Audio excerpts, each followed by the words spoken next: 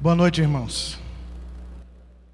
A minha parte no seminário é trazer a reflexão sobre a interpretação da Bíblia.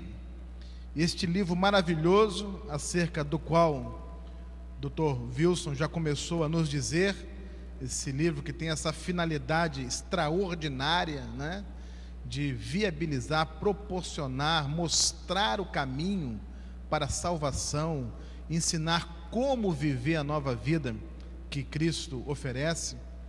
Esse livro que tem essa finalidade tão nobre, que tem essa natureza tão peculiar, ele precisa ser interpretado, ele precisa ser bem entendido, porque ele só vai cumprir a sua missão, só vai realizar a sua função e só vai alcançar a sua finalidade se ele de fato for bem entendido, se ele for bem compreendido. Então a Bíblia precisa ser bem entendida.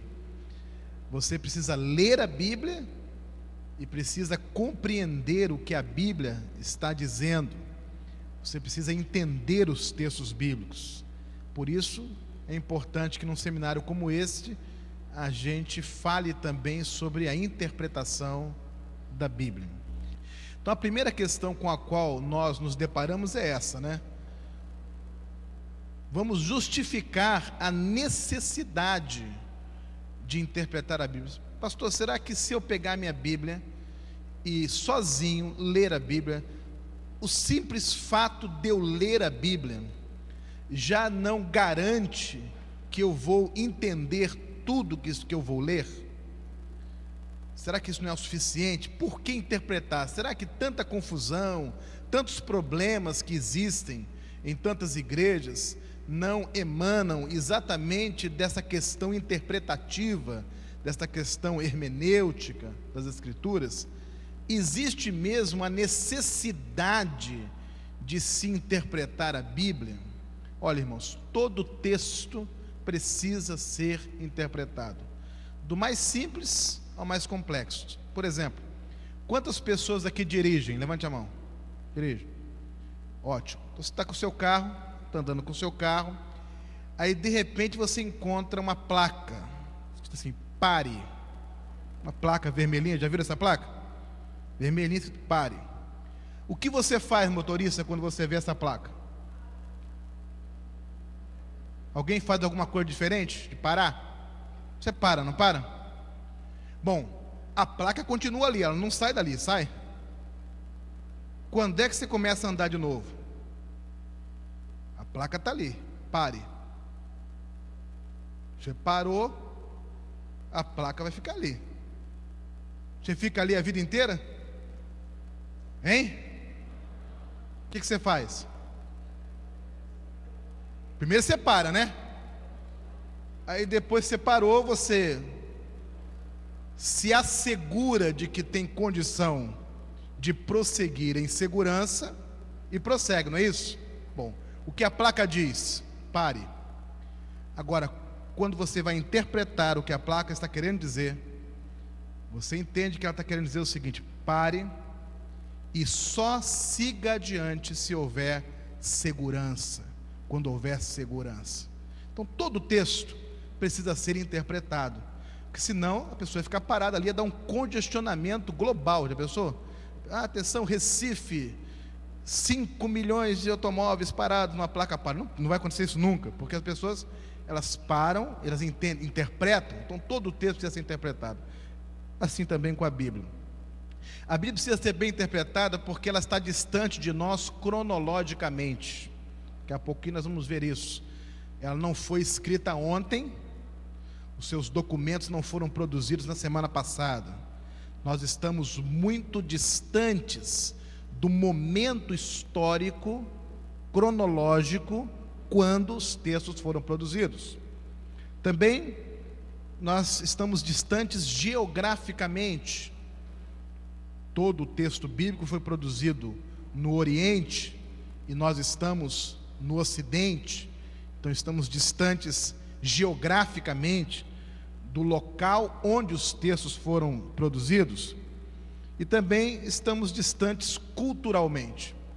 A cultura no meio da qual os textos foram escritos, quando eles foram gerados, era bem diferente em diversos aspectos da nossa cultura.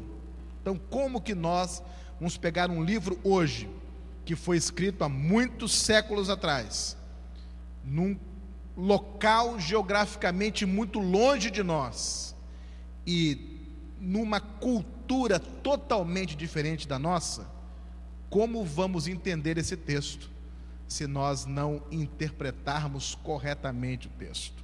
Então, essa é a justificativa.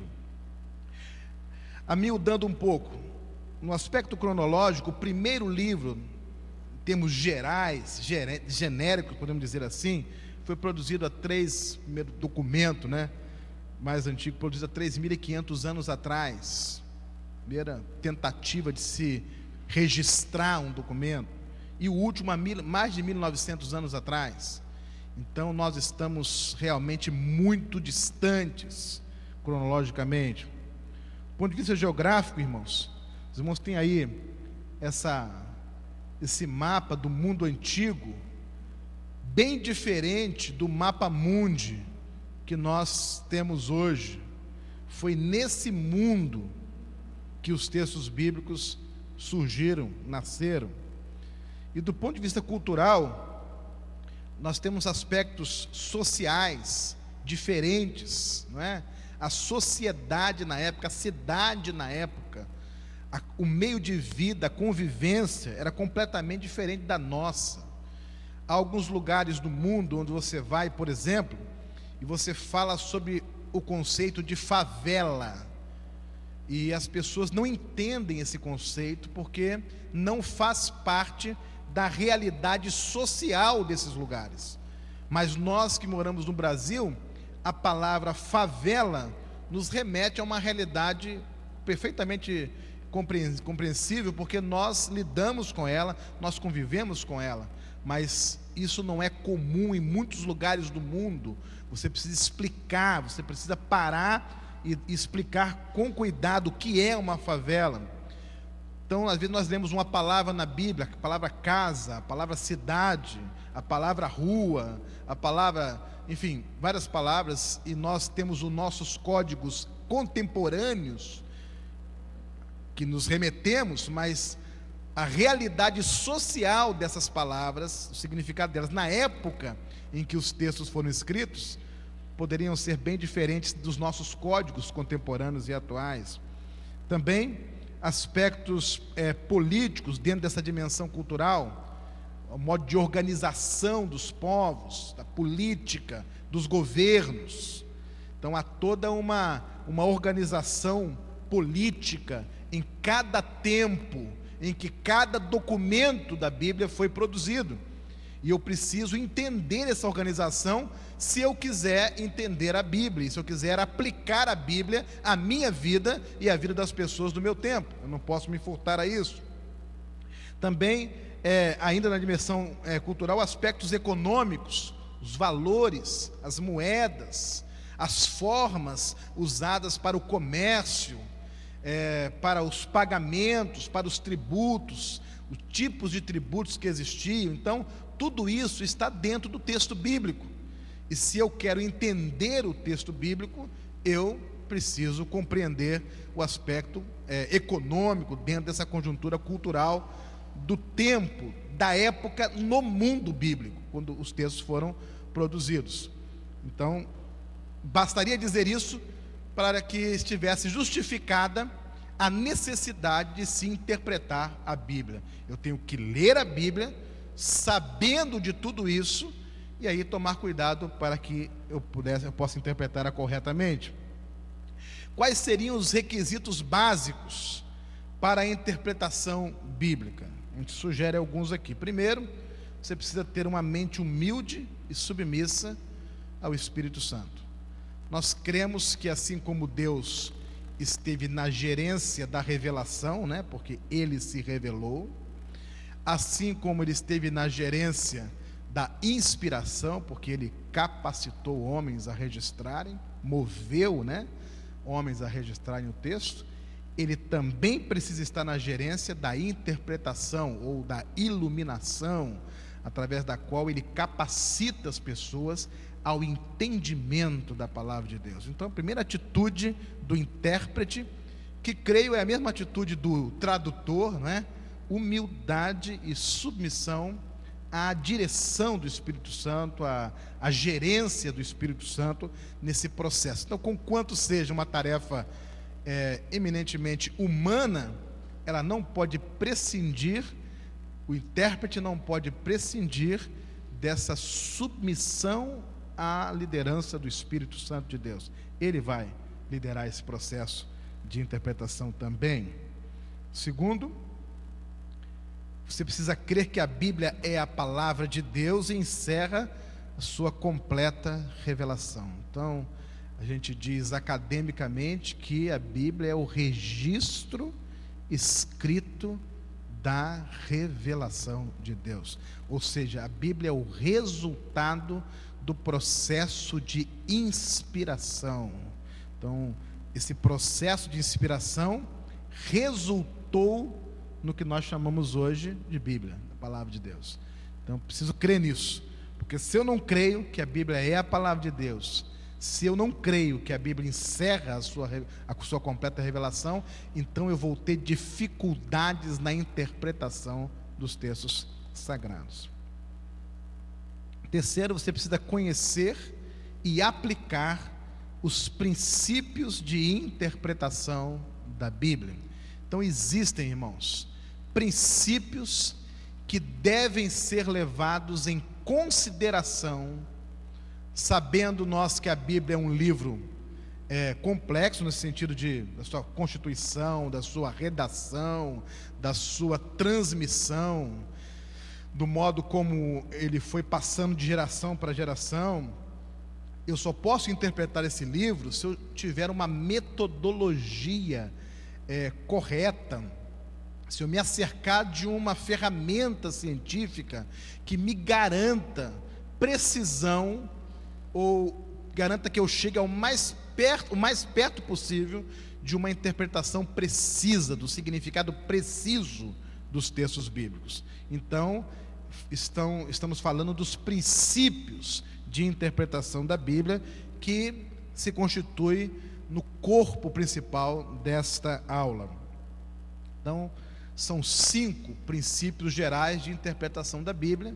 Eu queria que você olhasse para a sua mão aqui e você nunca mais esquecesse isso na sua vida. São 5 princípios: princípio do contexto, princípio histórico, princípio gramatical, princípio teológico e princípio prático. Você pode repetir comigo?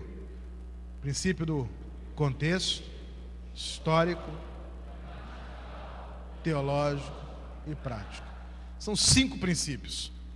Não importa se você está estudando a Bíblia para você mesmo conhecê-la melhor e aplicá-la na sua vida, ou se você está estudando a Bíblia com o propósito de dar uma aula na escola bíblica dominical, ou de preparar uma mensagem, um sermão, ou de ministrar uma palestra, não importa.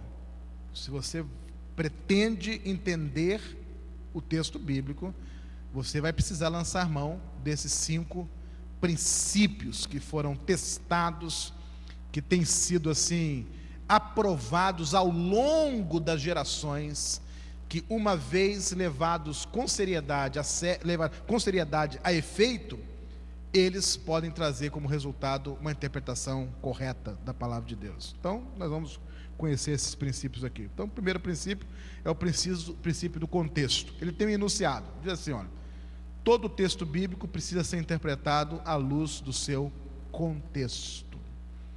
É um princípio universal de interpretação da Bíblia.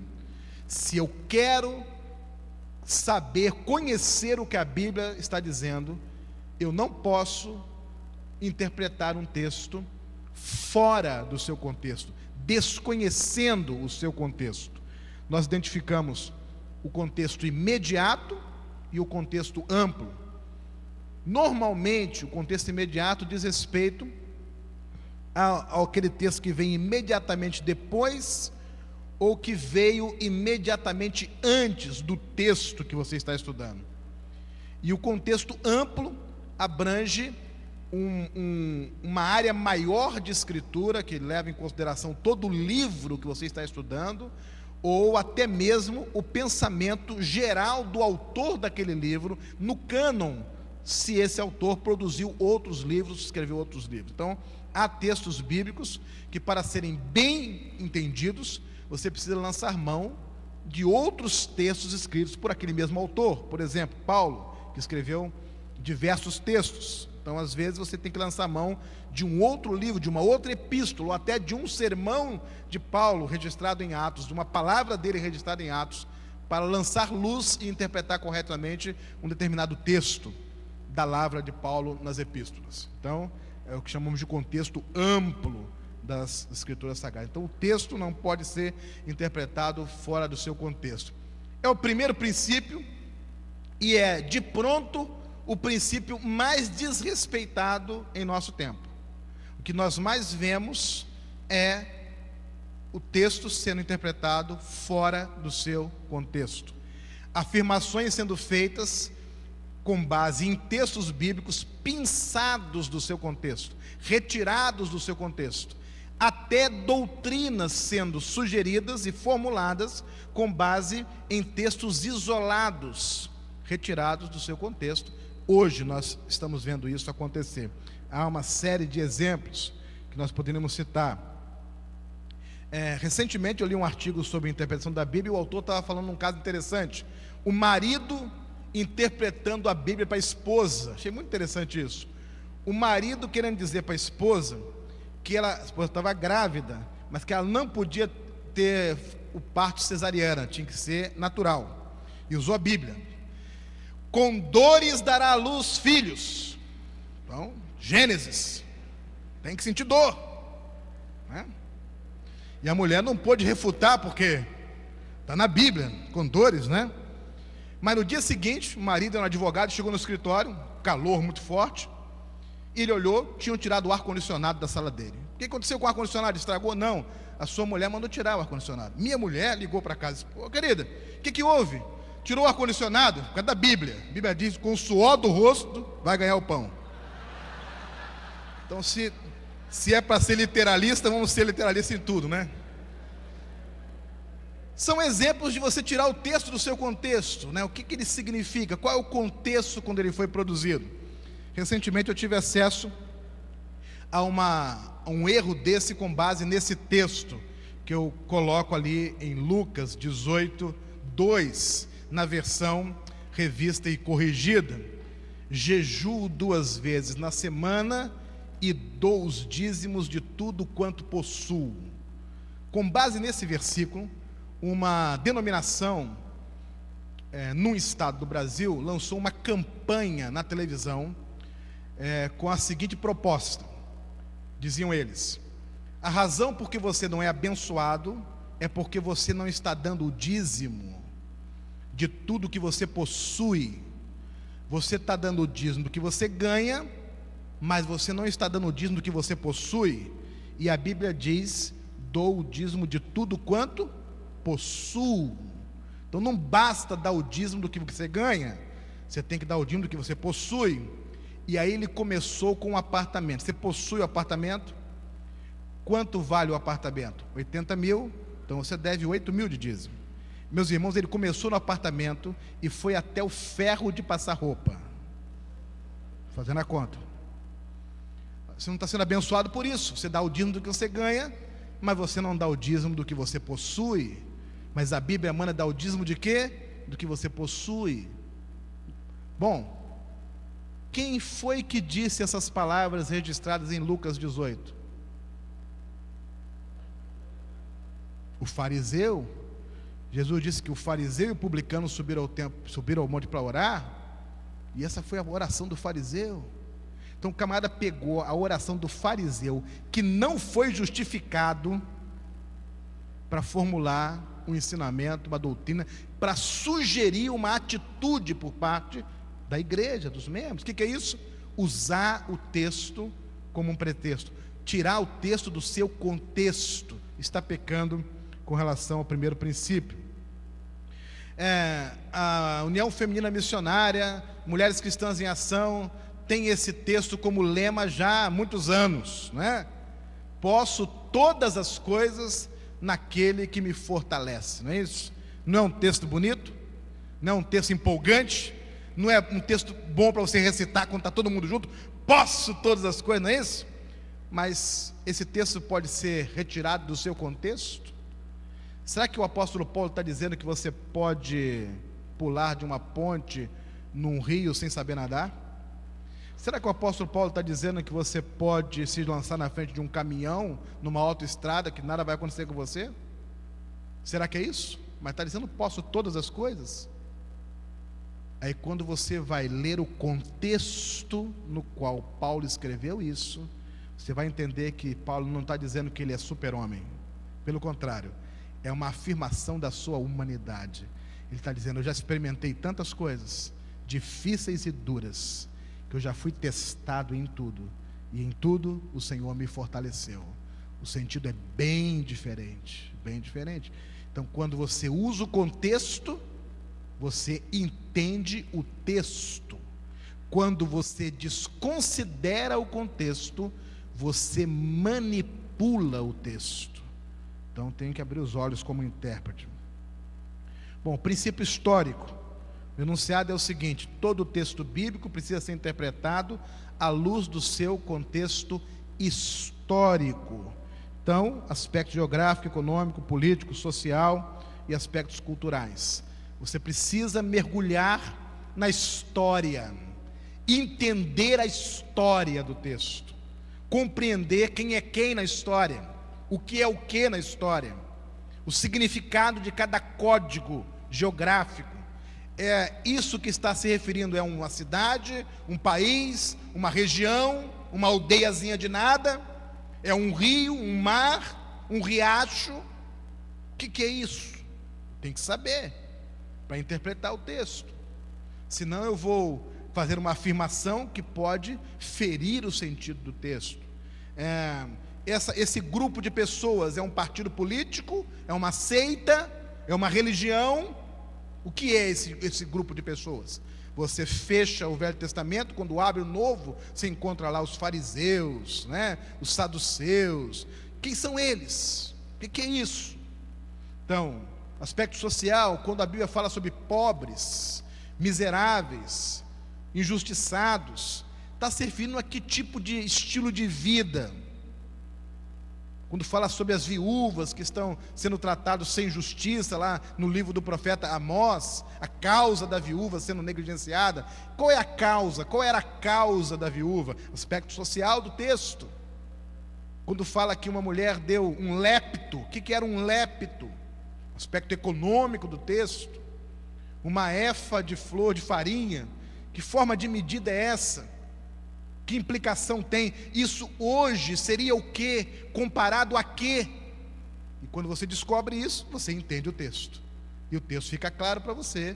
E ficando claro, você pode colocá-lo em prática, você pode vivenciá-lo. Aquele aspecto pragmático que o Dr. Wilson colocou aqui há pouco. Ele é viabilizado quando o texto fica claro, quando você entende. Então você não pode abrir mão do princípio histórico. Então aqui, nós temos esse texto aqui, para elucidar, ilustrar, né? O texto diz, deixou a Judéia e foi outra vez para a Galiléia, e era-lhe necessário passar por Samaria, nessa versão. Bom, o texto está falando de Jesus. Há uma afirmação aí. Essa afirmação é teológica, essa afirmação é geográfica, essa afirmação é espiritual. Que afirmação? A afirmação que Jesus, saindo da Judéia, queria ir para a Galiléia. Bom, vamos ver no mapa como é que seria isso. Bom, está na Judéia, ele quer ir para a Galiléia. Bom, Jesus, para sair da Judéia e ir para a Galiléia, ele está no sul, ele quer ir para o norte. Então, no meio está Samaria. Então, é uma informação de caráter geográfico. A única maneira dele chegar lá na Galiléia é se ele passar por Samaria. Então, não adianta ele alegorizar sobre o texto. Tinha que passar ali porque tinha uma mulher que precisava dele, né? Tinha que passar ali que tinha uma necessidade para ser suprida. Não, ele tinha que passar ali porque era o caminho caminho, geograficamente falando. E aí você entende por que as boas Bíblias trazem no seu final alguns mapas, né? Para você usar os mapas, né? Então, quando o texto tem informações de caráter geográfico, você vai lá no mapa, não está nem no Novo nem no Velho, está depois do Novo Testamento, tem os mapas. Aí você usa e você entende que é um aspecto geográfico que está ali em questão e não um aspecto espiritual ou subjetivo, né? Agora, uma vez que ele tinha que passar por ali mesmo, aí tem todo um contexto social envolvido, toda uma questão espiritual envolvida, mas a razão pela qual ele tinha que passar por ali era geográfica. Então, um exemplo aí, né? Bom, o princípio gramatical enunciado é o seguinte: para se interpretar um texto, é preciso levar-se em conta as línguas bíblicas e seu uso, bem como os diferentes estilos literários da Bíblia. Então, as línguas bíblicas, o hebraico, o aramaico, o grego, né? Temos que recorrer a isso para poder interpretar corretamente a Bíblia. As línguas bíblicas, isso nos remete a 4 realidades diferentes. Primeiro, próprias línguas, que nós estamos privados de conhecê-las, porque temos dicionários, léxicos, gramáticas, muito recurso, né, bíblico que vai nos ajudar a conhecê-las. Também temos que entender que as palavras mudam de significado, sofrem alterações no seu significado no decorrer do tempo. E se eu não acompanho isso, então eu posso interpretar erroneamente a Bíblia. Também a questão das traduções da Bíblia. Como conferir credibilidade maior a esta ou aquela tradução? Como auferir isso? O Dr. Ruud Zimmer vai falar sobre isso, né? O trabalho sério. Não é qualquer pessoa e qualquer instituição que pode se lançar de qualquer maneira à tarefa da tradução da Bíblia. É uma tarefa espinhosa, é uma tarefa que demora anos, é uma tarefa que exige muita precisão, muito cuidado. Então, parece que é uma tendência no nosso tempo em que o aspecto mercadológico e econômico quer influenciar nisso, e tem surgido traduções que por detrás delas você não percebe aquele cuidado, aquele zelo que devem caracterizar as boas traduções. A diferença entre uma tradução da Bíblia e uma versão da Bíblia e uma paráfrase da Bíblia, não é, como existem muitas aí, quando se traduz a Bíblia do inglês para o português, assim, a tradução da Bíblia, mas é uma tradução do inglês e não do hebraico, do aramaico e do grego para o português. Então é uma tradução da tradução, vai sofrer em termos de qualidade, vai perder para aquela tradução que é feita das línguas originais. Então, como intérprete, você não compra a Bíblia pela cor da capa, nem pela quantidade de figuras e nem pela beleza das páginas, mas você vai lá verificar como foi feita aquela tradução, para ela poder acrescentar no seu trabalho de interpretação das Escrituras. Nosso Windows aí sempre atrapalhando, né? E, por último, a leitura correta da Bíblia. A gente tem percebido, gente, que muita gente está entendendo errado a Bíblia, porque está lendo errado a Bíblia. A questão não é nem do hebraico, é do português mesmo. A pessoa não está conseguindo ler a Bíblia.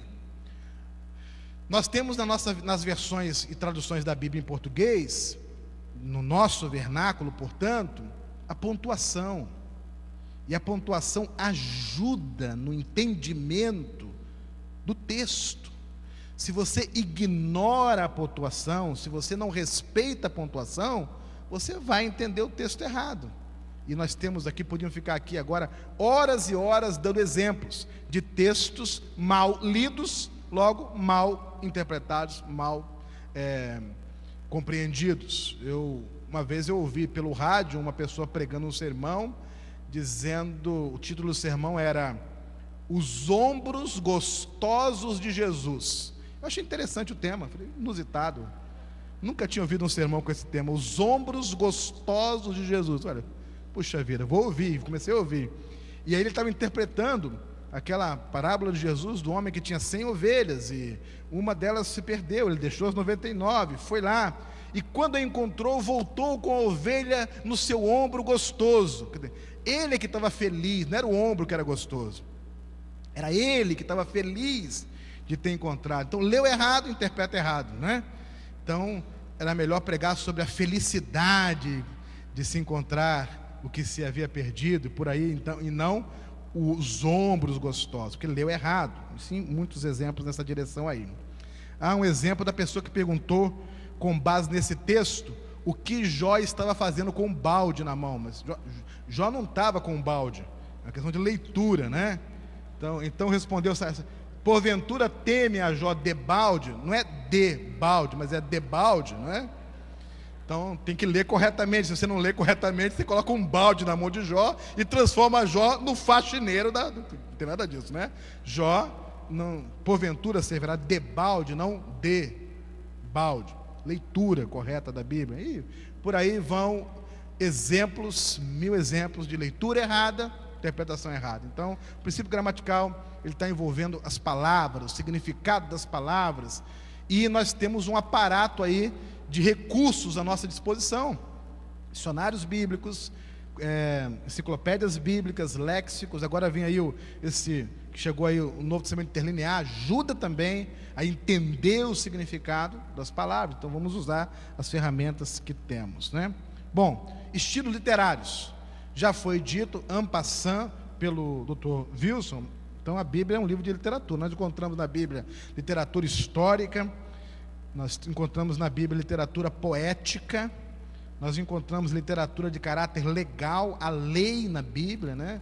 Encontramos na Bíblia literatura profética, encontramos também literatura biográfica, há biografias na Bíblia, encontramos literatura epistolar, há cartas, documentos epistolares, e também literatura apocalíptica. Então, cada gênero literário destes vai requerer do intérprete um cuidado especial. Então, por exemplo, se é uma literatura poética, então há aí metáforas, figuras de linguagem, não é isso? A maneira como o intérprete lida com um texto poético não é a mesma como ele lida com um texto histórico, de narrativa histórica. O texto histórico é mais literal, tem significado mais concreto. O texto poético é mais subjetivo, tem significado mais metafórico, mais cheio de simbolismo. Então, cada gênero literário vai exigir de você uma antena ligada, uma luz acesa. Olha, cuidado, eu tenho que entender que aí é uma profecia, que aí é uma biografia, que nesse caso aí é uma literatura mais simbólica, como a literatura apocalíptica, né? Cheia de simbolismo, cheia de expressões que têm significado, um significado a ser compreendido por trás delas. Então você tem que levar isso em consideração. A Bíblia, ela não é toda de um só gênero literário, ela tem muitos gêneros, por isso o seu valor literário. Por isso todas as pessoas que lidam com as letras reconhecem de pronto o valor literário da Bíblia, porque é riquíssimo, como livro, como literatura, não existe igual, não existe nada semelhante, nada foi produzido semelhante à Bíblia na sua riqueza literária, não é? Os códigos legais, a literatura de lei na Bíblia, até hoje, é a base de sustentação para todos os códigos legais das nações do mundo inteiro. Está tudo ali, a base está ali, porque foi muito bem produzido, muito bem feito, e muito bem registrado, e muito bem preservado, e nós devemos ser gratos a Deus por isso, entendendo a ação de Deus na história, preservando a sua palavra, né? Bom, princípio teológico, o enunciado é o seguinte: todo texto bíblico está inserido num contexto teológico que precisa ser identificado e analisado. Então, a pessoa de Deus está na Bíblia, e na sua manifestação como Pai, como Filho, como Espírito Santo. Então, os intérpretes são unânimes quando afirmam, intérpretes evangélicos, que Jesus Cristo é a chave hermenêutica da Bíblia, quer dizer, ele está no centro. Você vai entender que toda a Bíblia, todo o texto bíblico, ele vai de alguma maneira estabelecer uma relação com Jesus. Por causa de quê? por causa da finalidade da Bíblia, que é levar a pessoa à salvação, que é fazê-la viver a nova vida em Cristo. Então, não podemos prescindir dessa visão teológica do texto. Cada texto faz afirmações extraordinárias sobre Deus e o modo como Deus se relaciona com o ser humano. E você, como um intérprete cuidadoso da Bíblia, você não vai deixar passar isso. Então, o que o texto em estudo diz sobre Deus e o seu relacionamento com o homem? Pergunte isso no seu estudo bíblico. É preciso perceber e entender as informações de caráter doutrinário contidas em cada texto bíblico a ser estudado e interpretado. Você vai verificar ali que há afirmações teológicas, há afirmações sobre Deus, sobre Jesus, sobre o Espírito Santo, sobre a criação, sobre o homem, sobre a salvação. Não deixe passar isso, não deixe passar os aspectos teológicos. Olha, por exemplo, esse texto maravilhoso aqui, do Salmo de número 8. Quantas afirmações lindas e profundas ele faz sobre a pessoa de Deus, né? Ele chama Deus de Senhor no versículo 1, ele fala que ele é magnífico, o nome dele é magnífico, ele fala que os pequeninos, as crianças, o louvam. Ele, no versículo 3, ele fala sobre os céus como obra dos dedos, né, da criação de Deus, né? Ele fala sobre as estrelas que Deus estabeleceu, ele mostra o homem. Então é um texto teológico, é um texto cheio de afirmações teológicas, falando coisas importantes sobre Deus, atributos de Deus, aspectos até doutrinários, né? Ele termina dizendo: ó Senhor, Senhor nosso, quão magnífico em toda a terra é o teu nome, né? Os irmãos se lembram que esse salmo foi lido lá do céu, né? Lá da lua, como estado de choque, maravilhado estava aquele homem quando pisou lá. Então ele recita esse texto, né? Quando contemplo os teus céus, obra dos teus dedos, e a lua e as estrelas que estabeleceste, que é o homem que deles te lembra, e o filho do homem que o fizeste, no entanto, por um pouco menor que Deus, e de glória e de honra o coroaste. É um texto lindíssimo, uma poesia lindíssima sobre Deus, fazendo afirmações sobre Deus. E assim acontece com todos os textos bíblicos. Por último, o princípio prático. Enunciado é todo o texto bíblico, precisa ser interpretado com vistas à sua aplicação ao homem de hoje. Agora fica um pouco mais claro, talvez, para você, amplia-se um pouco a visão daquilo que o Dr. Wilson colocou, o caráter transformador da Bíblia, essa finalidade transformadora. Não foi revelada e registrada apenas para nos informar, mas também para nos transformar. E essa transformação, gente, se dá na aplicação, quando você entende que esse livro, olha o paradoxo, né? Escrito há tanto tempo atrás, num lugar tão longe de nós, num contexto cultural tão diferente, como que ele tem tudo a ver com a minha vida, com a sua vida, com a nossa vida hoje, não é? Uma vez que ele pode ser aplicado na nossa vida. Mas veja bem, gente, como é que se dá essa aplicação? Você tem, de um lado, o mundo da Bíblia, e você, como intérprete, eu chamo isso, você fez um trabalho braçal aí, você foi um pesquisador, e você pegou os 5 princípios de interpretação, e você usou os 5 princípios, e você mergulhou no mundo da Bíblia. Mas você não pode se esquecer que existe o homem de hoje. Então, você, como intérprete, precisa fazer uma ponte entre o mundo da Bíblia e o homem de hoje. O que tudo isso que você estudou na Bíblia, como que tudo isso que você aprendeu no seu trabalho de interpretação da Bíblia se relaciona com o homem de hoje. E você vai chegar nessa palavra aplicação. Então, o que você vai aplicar na vida do homem de hoje? Você não vai aplicar os rudimentos culturais, você não vai aplicar as tradições culturais, você não vai aplicar os costumes culturais, você vai aplicar as verdades eternas, os princípios imutáveis, inalteráveis, eternos, que você vai descobrir no seu trabalho de interpretação. E você vai ver que quando você estudou, por exemplo, o texto do dilúvio, você teve muitas informações sobre o dilúvio, sobre a arca, sobre o contexto do dilúvio, sobre o material usado para construir a arca, mas que tudo isso foram informações acessórias para que você pudesse enxergar os princípios eternos que estão ali, de um Deus que cumpre a sua palavra, de um Deus que exerce disciplina e juízo, de um Deus que preserva, de a verdade da obediência que vale a pena e que é compensada. Essas verdades são eternas e podem ser aplicadas em quaisquer contextos, em quaisquer tempos, embora não se deva e se possa construir um dilúvio, uma arca em cada temporal. O texto não está ensinando. O objetivo do texto não é ensinar a fazer uma embarcação. O objetivo do texto não é ensinar o homem a conviver com os animais. A leitura não é arquitetônica e nem ecológica. A leitura é teológica, é de uma dimensão espiritual. Está ensinando o homem a se relacionar com Deus e agradá-lo e honrá-lo.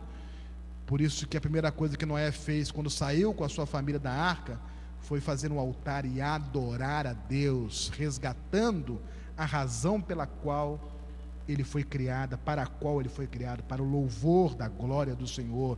Então Noé começa tudo de novo a partir de um altar.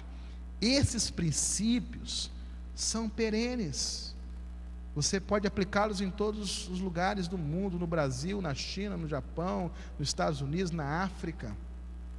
Teologia se produz com cores diferentes em diversos lugares, mas os princípios eternos que ela capta são aplicáveis ao homem, ao ser humano, em qualquer lugar. Por isso eu costumo dizer que teologia que transforma o homem no Brasil e não transforma o homem na África, joga fora. A teologia que você deve preservar é aquela que filtra e você destila dela verdades eternas que transforma todo o homem, em qualquer lugar que ele esteja. Mas você, como intérprete, não pode ficar no mundo da informação bíblica, não pode repousar e descansar lá naquele mundo dos dados históricos, geográficos, etc. Você tem que fazer a ponte e entender a relevância da Bíblia para o mundo e para o homem de hoje. Bom, quais são os critérios para você fazer essa aplicação? Primeiro, você tem que conhecer o homem de hoje. O homem de hoje é esse homem estressado. O homem de hoje é um homem que está correndo sempre atrás de alguma coisa. Não é um homem deitado numa rede descansando, não é. O nosso homem, o homem do nosso tempo, é um homem agitado, cheio de preocupações, problemas e pesos. Ele tem angústia na alma. Busque na Bíblia respostas para isso. Também tem que conhecer o mundo de hoje, como as pessoas são hoje, como uma criança é hoje. Uma criança de 10 anos formula hoje questões que há 20 anos atrás uma criança da mesma idade jamais formularia, porque ela está exposta a uma gama de informações que naquela época os juniores não estavam expostos. Vai exigir do intérprete o quê? Um conhecimento maior do mundo de hoje, das pessoas de hoje. Por isso que aquele pensamento, às vezes atribuído ao evangelista Moody e às vezes ao teólogo Karl Barth, de que o intérprete ele tem que andar e viver com a Bíblia numa mão e o jornal do dia na outra mão. Ele precisa sempre estar com esse equilíbrio, né? Entendendo o mundo de hoje e compreendendo corretamente a palavra de Deus, e aplicar a palavra de Deus ao homem de hoje e ao mundo de hoje. Se ele fica só com a palavra e não conhece o homem de hoje, o mundo de hoje, ele se torna um religioso inútil para a sociedade. E se ele ignora a palavra e fica só com o mundo de hoje e com o homem de hoje, ele se torna uma pessoa cética, uma pessoa longe de Deus. Ele tem que ser uma pessoa, o intérprete da Bíblia, capaz de aplicar os princípios ao homem de hoje e ao mundo de hoje, e ele só vai fazer isso se entender esse mundo e se entender este homem. Basta um exemplo para vocês abrirem os olhos para isso. Ninguém estranha, por exemplo, se entrar aqui um homem vestido com uma roupa árabe, se eu o apresentar como nosso missionário num país árabe. Alguém vai estranhar? Ninguém vai estranhar. E ele vai entrar aqui e ele vai dizer: olha, eu tive que aprender o idioma lá daquele país, e vai cantar um hino aqui no idioma. Ninguém vai estranhar, porque afinal de contas ele é um missionário lá naquele país, ele tem que aprender mesmo a língua. Ele vai dizer: olha, eu tive que comer essa comida aqui. Vai mostrar uma comida estranha, esquisita, que ninguém vai gostar nem de ver, mas ele vai comer. Ele falou: aprendi a comer, e ninguém vai estranhar, porque afinal de contas ele é um missionário lá naquele país, ele tem que aprender mesmo. Não é verdade? Agora, como é que faz então uma pessoa, ele, para comunicar o evangelho lá num país árabe, ele teve que aprender a se vestir como um árabe, a comer a comida que eles comiam, a viver no meio deles e aprender a linguagem deles? E para comunicar o evangelho para os adolescentes da sua igreja, como é que a pessoa faz? Não é o mesmo processo? Ele não tem que também aprender a se vestir, a se comunicar, a comer, a viver com eles? É a mesma realidade transcultural dentro de cada igreja. E para trabalhar com a criança, e para trabalhar com os jovens, você pode trabalhar com um adolescente com a linguagem de adulto, com a roupa de adulto, e enquanto ele come o sanduíche, você come um filé com fritas? Ou você vai estar muito mais perto dele se você botar uma bermuda, se você aprender o idioma dele, e se você for lá no McDonald's com ele e comer o sanduíche com batata frita? Não é a mesma realidade? Então você tem que conhecer a palavra, conhecer o evangelho, e você tem que conhecer o mundo e a pessoa de hoje, para tornar essa palavra relevante para essa pessoa. É isso que nós chamamos de aplicação. Você precisa fazer a ponte entre o mundo da Bíblia, que é fascinante, e o mundo de hoje, que é desafiante, desafiador, é tremendo. A tentação, entre aspas, do intérprete é ficar no mundo da Bíblia, fica lá, se deleitando no mundo da Bíblia. Mas o desafio do intérprete é não ficar preso lá no mundo da Bíblia, mas encarar os desafios gigantescos do mundo de hoje, com a palavra de sempre, que é a palavra de Deus, trazida para esse mundo de hoje. É isso que ele precisa fazer. Então, ele tem que identificar as verdades atemporais do texto, verdades eternas do texto, aquilo que não vai mudar nunca na realidade espiritual, e vai precisar conectar as verdades atemporais às diversas situações de vida hoje. Família do camarada, trabalho dele, seus relacionamentos, sua vida. Você tem que mostrar para ele em que aquela verdade atemporal do perdão, do amor, da graça, da misericórdia, da salvação, vai afetar, alterar e, agora usando o termo aí técnico, transformar a vida dele na família, no trabalho, na sociedade e nos seus relacionamentos. Tudo é um processo que se dá na mente do ser humano, aqui na mente. Quando as mentiras que entraram na mente dele ao longo da vida dele forem substituídas pelas verdades eternas da palavra de Deus. É isso que o apóstolo Paulo ensinou aos Romanos, no capítulo 12, quando disse: mas não vos conformeis com este século, mas transformai-vos pela renovação da vossa mente, para que experimenteis qual seja a boa, agradável e perfeita vontade de Deus. Esse processo de substituição de mentiras enormes que nós consumimos ao longo da nossa vida, e que só nos destroem, só nos fazem sofrer, só nos brecam, tolhem o nosso crescimento, nos impedem de crescer e de viver. Mas quando tudo isso é substituído pelas verdades eternas que você, como intérprete, descobriu, encontrou no texto bíblico, então acontece a transformação na vida da pessoa, ela passa a ter a mente de Cristo, ela passa a viver como nova criatura. E eu gosto muito, o Dr. Wilson falou há pouco, né, que a gente não é perfeito e nós somos falhos e temos dúvidas. Eu gosto muito de um verso, numa canção, que um cantor de música evangélica contemporânea gravou recentemente no disco dele. Ele gravou uma música, e nessa música ele diz assim para Deus: eu não sou tudo o que você queria, e ainda não sou tudo o que eu preciso ser, mas de uma coisa eu sou uma nova criatura, e eu não abro mão disso. Eu já nasci de novo. Eu estou num processo, e eu estou substituindo pela palavra de Deus as mentiras na minha mente, mas eu já nasci de novo. Esse processo já começou na minha vida. Quais são os recursos disponíveis para a interpretação da Bíblia? E aqui a gente vai fazer um voo rasante, porque você vai mais ver do que ouvir, né? Gente, Bíblias. Nunca tivemos tantas Bíblias em português como temos hoje, graças a Deus. Graças a Deus.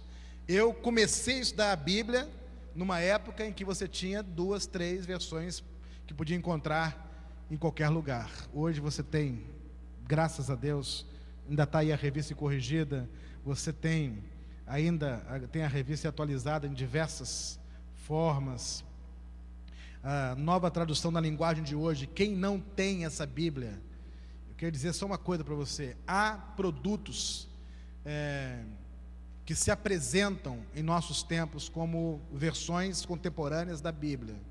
Aqui não é uma versão contemporânea, aqui é uma tradução da Bíblia.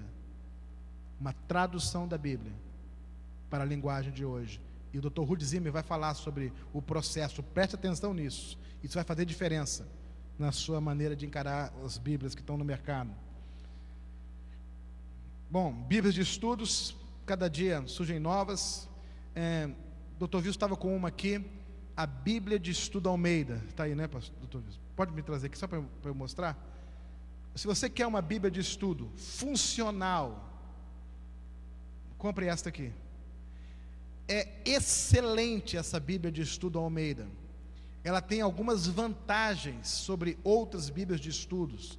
Por exemplo, ela tem a vantagem de trazer os mapas, os diagramas e as tabelas, não no final como apêndice, mas no texto, na hora em que você precisa dele. Você está lá, no meio da viagem de Paulo tem o mapa da viagem, e assim por diante, e as tabelas também. É um texto muito precioso, é uma Bíblia de estudo que vale a pena ter, e é uma Bíblia que tem preço popular. Bom, dicionários bíblicos, você tem vários dicionários também, alguns mais novos que surgiram. Concordância bíblica ajuda você a entender, a ver outros textos, o contexto amplo acerca de algumas passagens. Atlas bíblicos, já temos em português vários deles, e as Bíblias de estudos mais elaboradas trazem mapas muito bons mesmo, que podem ajudar no estudo.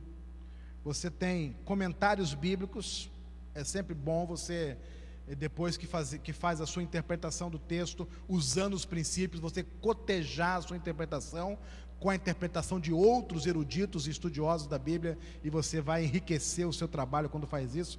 Nunca devemos usar um comentário bíblico como um amuleto, mas sempre como algo para enriquecer o nosso estudo. E eu termino com esse texto em Hebreus capítulo 4, versículo 12. Eu vou ler a primeira vez e depois nós vamos ler de uma maneira diferente. Diz assim: pois a palavra de Deus é viva e poderosa, e corta mais do que qualquer espada afiada dos dois lados. Ela vai até o lugar mais fundo da alma e do espírito, vai até o íntimo das pessoas e julga os desejos e pensamentos do coração delas. Eu queria que você lesse comigo agora esse texto, mas não leia com pressa não. Vamos ler bem devagar. E vamos tentar, pela leitura correta, nos aproximarmos o melhor possível do significado desse texto. Você pode ler comigo?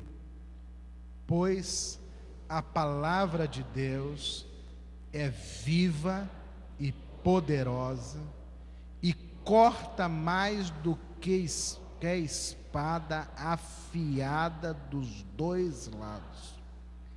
Ela vai até o lugar mais fundo da alma e do espírito, vai até o íntimo das pessoas e julga os desejos e pensamentos do coração delas.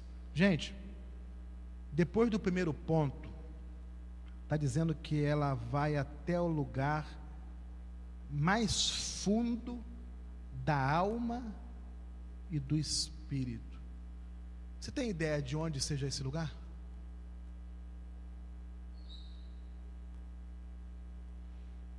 Está dizendo que ela vai até o íntimo. Tem ideia de onde seja esse lugar? Coloque numa sala os doutores em filosofia, em teologia, das melhores universidades do mundo.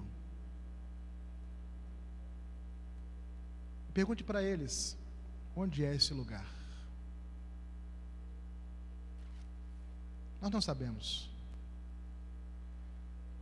Mas mesmo nós não sabendo, esse lugar existe. E a palavra de Deus chega lá nesse lugar.